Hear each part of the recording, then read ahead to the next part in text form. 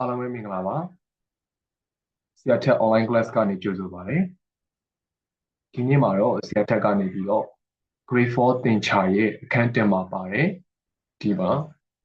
အကြီးဆုံးကိန်းနဲ့အငယ်ဆုံးကိန်း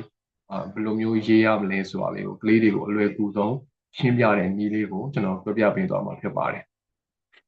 ဒီလိုမျိုးပုံစံလေးတွေဟာဆိုလို့ရှိရင်ပို့ပြီးတော့နားလေသဘောပေါက်တဲ့ကလေးတွေအတွက်ဆိုရင်ရှင်းရတာလွယ်ကူပေမဲ့ပေါ့နော်ဒီသိပြီးတော့နားမလည်တဲ့ကလေးတွေအတွက်ဆိုရင်ရှင်းရတာအရင်ပဲခက်တဲ့ပုံစံဖြစ်ပါတယ်အဲကြောင့်မို့လို့နားလေတဲ့ကလေးရောနားမလည်တဲ့ကလေးရောပို့ပြီးတော့နားလေတော့အောင်ဒီလိုမျိုးစီမင်းစည်းကမ်းလေးသတ်မှတ်ပြီးတော့ရေးလိုက်မယ်ဆိုလို့ရှိရင်ပို့ပြီးတော့ကလေးအလုံးနားလေသွားကြလိမ့်မယ်လို့ထင်မိပါတယ်ပေါ့နော်ကဲမိကုံးလေးကိုကြည့်ပါမယ်မိကုံးလေးကကြတော့ဒီမှာ3ည1 2 3 4 5 6 9 9ကဏ္ဍများကိုမထက်စေပဲဆိုတော့နေရာလေးကအဓိကအချက်ပေါ့ဘာကြောင့်လဲဆိုရင်သူ့မှာကထပ်ပြီးတော့ရေးလို့ရတဲ့ဥစ္စာတွေလည်းပါတယ်ပေါ့နော်အဲကြောင့်မထက်စေပဲဆိုတာလေအဓိကပါ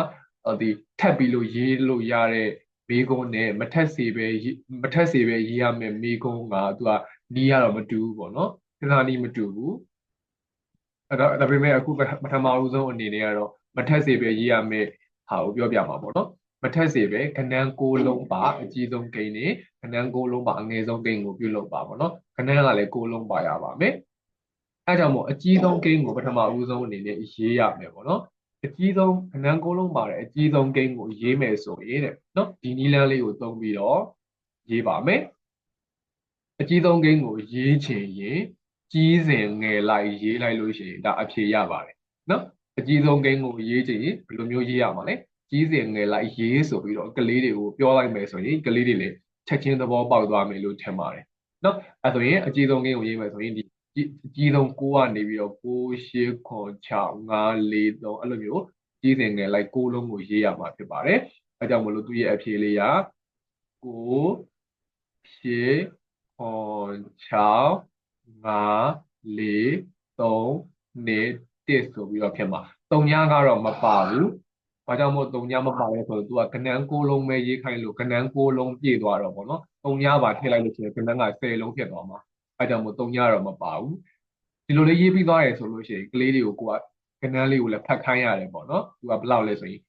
တန်ဖိုးဘယ်လောက်ရှိလဲဖတ်ခိုင်းမယ်ဗောနော်။90ရာထောင်တောင်သိန်းတန်ကတိ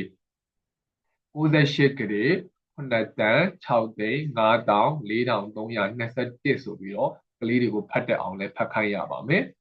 ဟုတ်ပြီ